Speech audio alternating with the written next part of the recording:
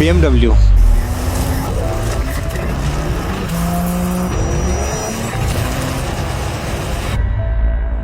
আমার পিছনে আপনি দেখতে পাচ্ছেন যে লোগোটা, এটা হচ্ছে BMW মিউজিয়াম। তো BMW এমন একটা নাম যে সেটা দুনিয়ার এমন কোনো মানুষ নাই যে না চিনে।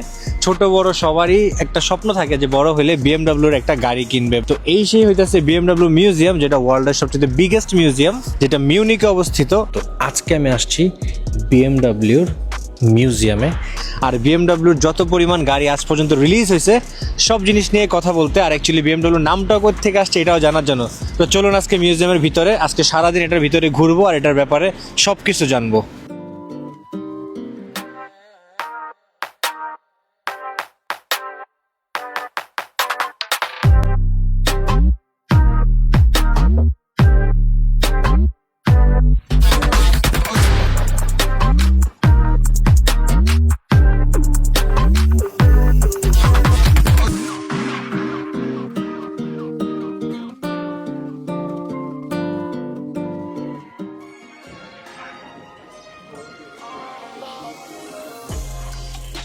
তো আপনি জানেন কি, BMW কিন্তু সর্বপ্রথম তারা বিমানের ইঞ্জিন বানানো দিয়ে শুরু করছে, তারপর আস্তে আস্তে তারা গাড়ি বানাইছে।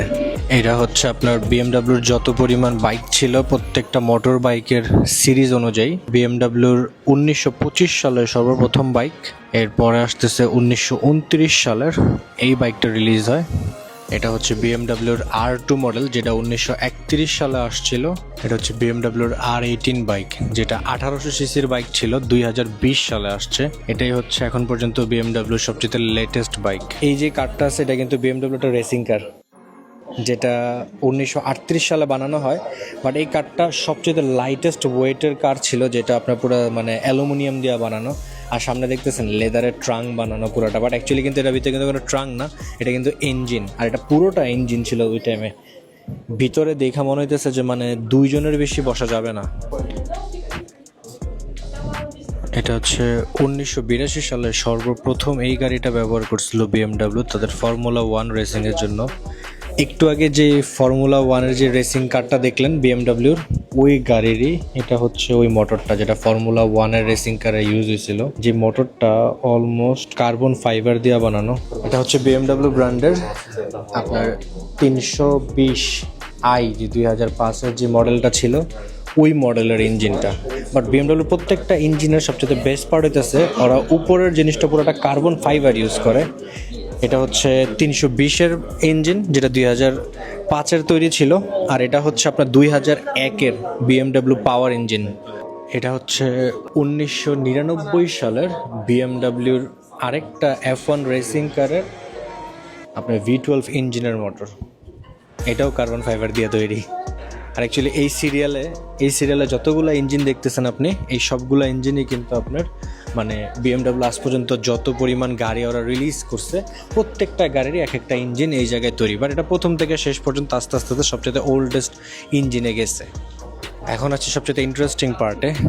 BMW পুরো যে BMWর কোম্পানিটা ছিল, অ্যাকচুয়ালি BMW কোম্পানি কিন্তু কখনো গাড়ি বানায় নাই। BMW শুরুই করছে প্লেনের ইঞ্জিন বানায়। এই সেই হচ্ছে প্লেনের ইঞ্জিনগুলা যেগুলা BMW সর্বপ্রথম বানাইতো, ম্যানুফ্যাকচার করতো। ওয়ার্ল্ড ওয়ার টুর পরেই তারা আপনার মানে গাড়িতে আসছে। বাট এর আগে যে ইঞ্জিনগুলা বানাইতো প্রত্যেকটা ইঞ্জিন এই যে এরকম দেখতে ছিল। আমার পিছনে যেটা দেখতে পাচ্ছেন এটা হলো প্রোপেলার, মানে BMWর যেই আগের সময়কার যেই প্লেনগুলো ছিল ওই প্লেনের যে পাখা ছিল, এই পাখার যে ইঞ্জিনগুলো এইগুলা, এইটা তারপর এইটা হচ্ছে প্রোপেলার, যেটা আপনার 1933 সালে বানানো হয়। আর সর্বপ্রথম BMW যে প্রোপেলারটা ইউজ করে এটা তাদের আপনার মানে বোটের জন্য, ওইটা যেটা 1926 সালে বানানো হয় এই ইঞ্জিনটা। এই যে এখানে যতগুলো মডেল দেখতেছেন এই প্রত্যেকটা গাড়ি কিন্তু হচ্ছে আজ পর্যন্ত BMW বানানো সবচেয়ে সাকসেসফুল সিরিজ। কিন্তু এই গাড়িগুলো সবচেয়ে ফানিয়েস্ট জিনিস হতেছে যে এই গাড়িতে আগের সময়কার ওয়াইপার ছিল লাইট ক্লিন করার জন্য। BMWর 55 সিরিজের একদম 1972 সাল থেকে শুরু করে আপনার 2000 সাল পর্যন্ত যত মডেল আজ পর্যন্ত বিএমডব্লিউ রিলিজ করছে প্রত্যেকটা গাড়ির মডেল এইখানে রাখা আছে।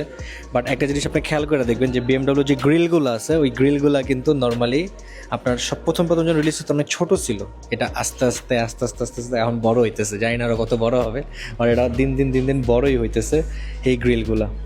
বাট আগের দিনের মডেলগুলো অনেক জোস ছিল দেখতে, মানে অনেকটাই স্টাইলিশ ছিল। বর্তমানের মডেলগুলো জানি না কেমন, বেশি মডার্ন, বাট আগেরগুলো অনেক বেশি স্টাইলিশ ছিল।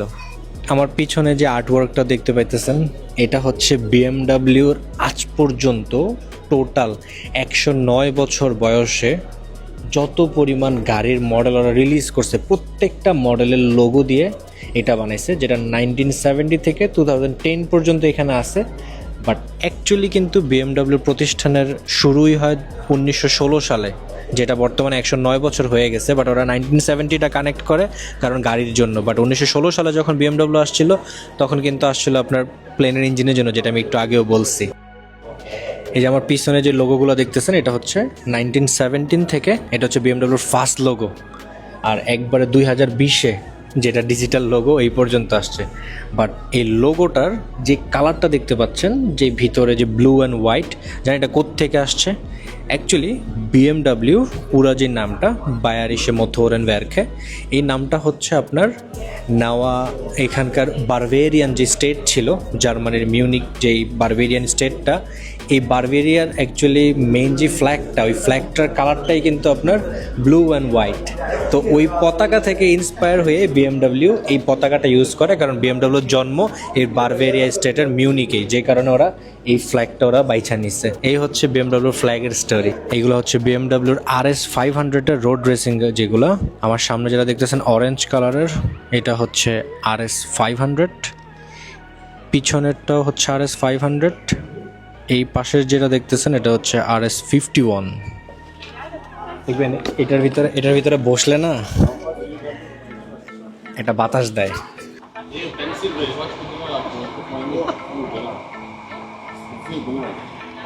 আসলে হ্যাঁ, এই যে এটা দিলে বাতাস দেয় অ্যাকচুয়ালি। অনেক অনেক ফানি ছিল, যেটার ভিতরে আপনি বসবেন, যখনই আপনি মানে গ্যাস দিবেন তখন সাথে সাথে এটার থেকে একটা আর্টিফিশিয়াল একটা এয়ার বাইর হয়।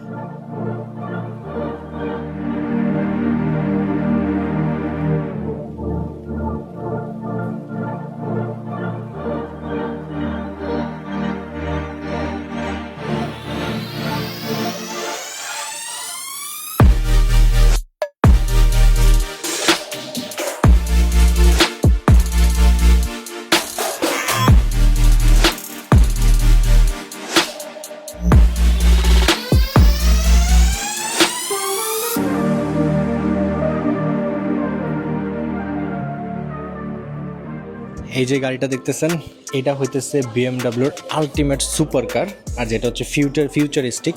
এটার হচ্ছে বিএমডব্লিউ নোয়েভ, এটা হলো বিএমডব্লিউ ভিশন, যে গাড়িটা একদম পুরোটা অটোমেটিক একটা গাড়ি, আর এটা এখনও রিলিজ করে না, জাস্ট কনসেপ্ট কার, এই জন্য মিউজিয়ামে এনে রাখা। আমাদের এশিয়াতে এমন কোনো মানে মানুষ নাই যারা ধুম মুভিটা না চিনে।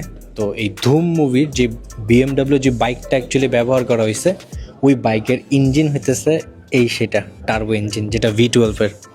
এই সে হচ্ছে অ্যাকচুয়ালি বিএমডব্লিউর মেইন টোটাল যে স্ট্রাকচার বডিটা আছে, ওই বডিটা এটা, যেটা সামনে থেকে পাওয়ার দেয়, ওইখান থেকে এই ইঞ্জিনে যায়। এটা হচ্ছে বিহাইন্ড আর এটা হচ্ছে ফ্রন্ট।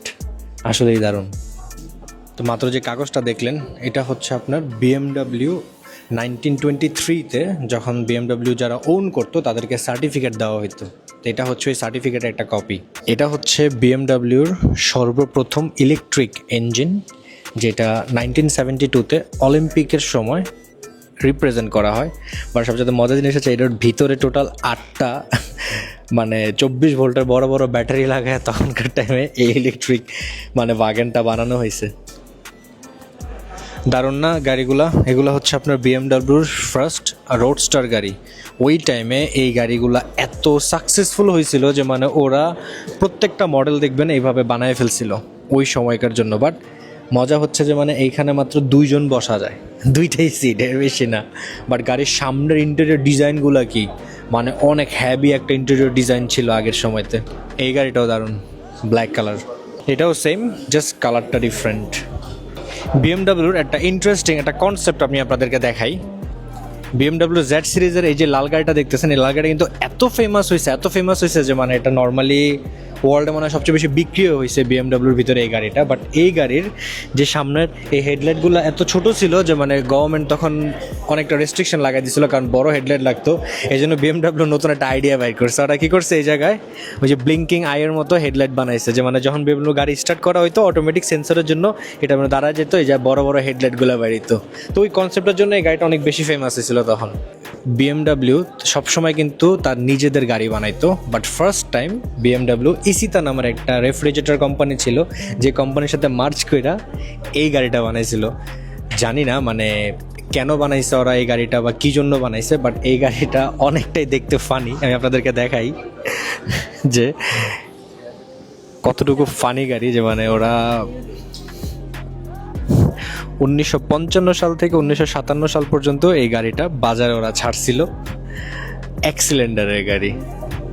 1997 সাল থেকে 1998 সালের সবচেয়ে বড় কনসেপ্ট গাড়ির ভিতরে এটা হচ্ছে আপনার ক্লাব স্পোর্ট বিএমডাব্লিউর 320i।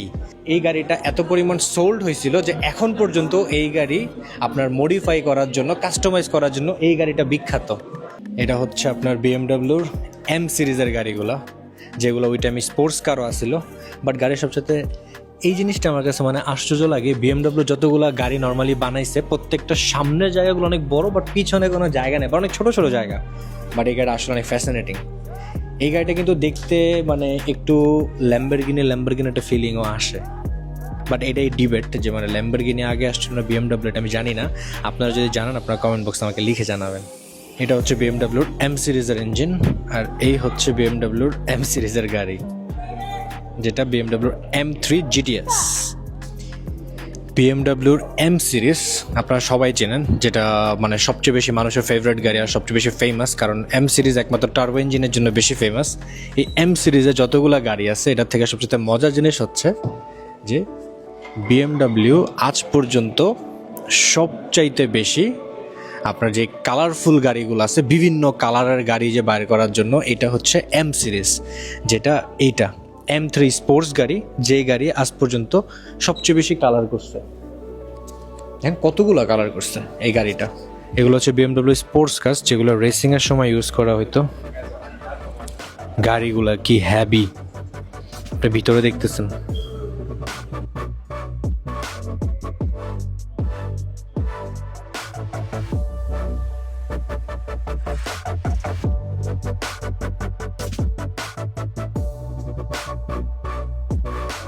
এটা হচ্ছে আপনার বিএমডাব্লিউ ভিশনের আরেকটা মডেল, যেটা 2009 সালে রিলিজ করে। যে গাড়িটা এত পরিমাণ টেক, যে পুরো গাড়িটা কিন্তু ইলেকট্রিক, আর এটার চতুর্দিকের আপনার ডিজাইনগুলো দেখেন তাকায়, যে মানে প্রত্যেকটা ডিজাইন এত জোস। আর এটাই হচ্ছে সেই গাড়িটা যেটা মিশন ইম্পসিবলের ইউজ করা হয়েছিল, এই মডেলের গাড়িটাই। বিএমডাব্লিউ নর্মালি আপনার ডিজেল বলেন, অকটেন বলেন বা ইলেকট্রিক যে কোনো গাড়ি বানাক না কেন, বাট তারা হাইড্রোজেন গাড়িও বানাইছিল, যে আপনার বিএমডাব্লিউর হাইড্রোজেন ইঞ্জিন, যে পুরো যে ইঞ্জিনটা আপনি দেখতেছেন এটা কিন্তু হাইড্রোজেন দিয়ে চলতো একটা সময়তে। বাট এই কনসেপ্টটা ওরা বের করছিল, বাট এটা ওরা পুরোপুরি মানে রিলিজ করে নাই। এটা হচ্ছে আপনার হাইড্রোজেন মডেলের সর্বপ্রথম গাড়ি বিএমডাব্লিউর, যেটা বিএমডাব্লিউ হাইড্রোজেন 7-এর V12 ইঞ্জিন দিয়ে বানানো ছিল। এটা হচ্ছে এই গাড়িটা। এই গাড়িটা দেখে আপনারা কারা কারা চিনতে পারতেছেন আমি জানি না। এটা হচ্ছে এলভিস, যে ওয়ার্ল্ডের একটা সময়কার সবচেয়ে বড় রকস্টার গান গাইতো, যে সিঙ্গার ছিলেন, তার একটা গানের মানে সেটা গানের শুটিং এই গাড়িটা সে ব্যবহার করছিল এলভিসের, যেটা বিএমডাব্লিউ 507 মডেলের। এই গাড়িটা এই জায়গায় ডিসপ্লে করা, গাড়িটা আসলেই জোস।